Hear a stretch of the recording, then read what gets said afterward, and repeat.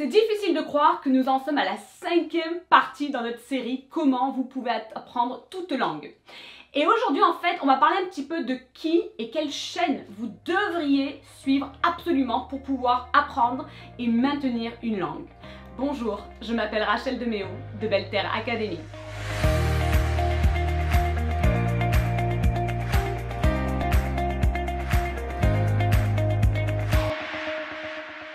Donc petite annonce, c'est qu'on en est quand même à la moitié de cette série de comment vous pouvez apprendre vraiment n'importe quelle langue.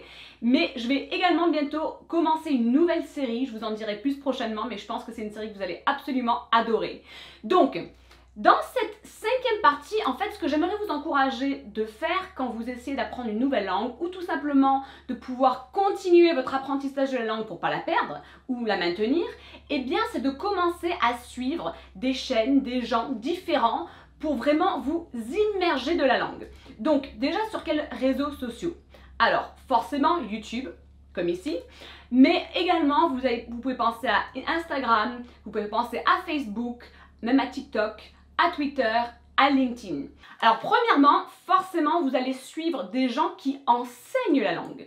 Que vous êtes entièrement nouveau ou nouvelle à l'apprentissage de la langue, ou bien que vous voulez simplement maintenir un bon niveau de grammaire, de vocabulaire, vous allez commencer à suivre des personnes qui vont vraiment vous apprendre la langue. Et du coup, en fait, vous pouvez rechercher ça, forcément, ou bien vous pouvez demander un peu autour de vous. Donc ça, c'est déjà la première partie, c'est tout ce qui est apprentissage de la langue en elle-même. Mais on va penser un peu plus loin que ça, en dehors de la boîte, comme on dit en anglais. Eh bien en fait, ce que vous allez vraiment faire, c'est vous allez réfléchir quels sont vos passe-temps. Qu'est-ce que vous adorez, que vous aimez faire, mais vraiment vous adorez.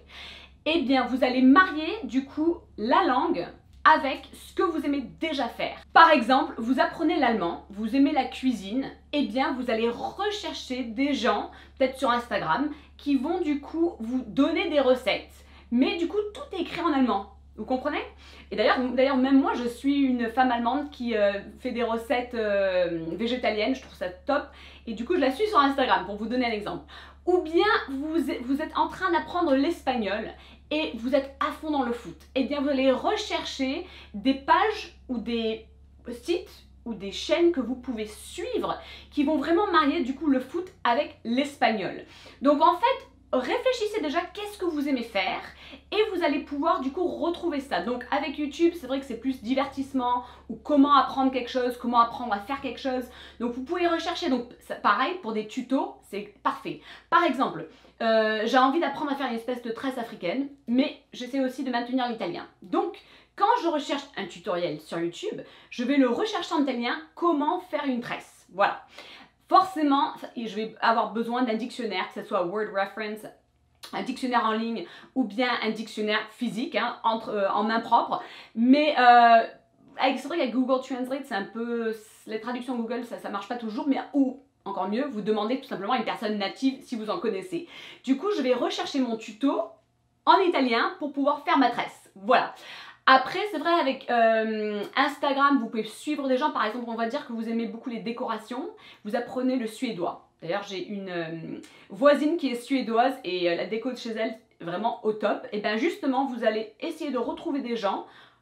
Donc, vous écrivez en suédois, en recherchant, décoration maison, tac. Et vous commencez à suivre ces gens-là, d'accord?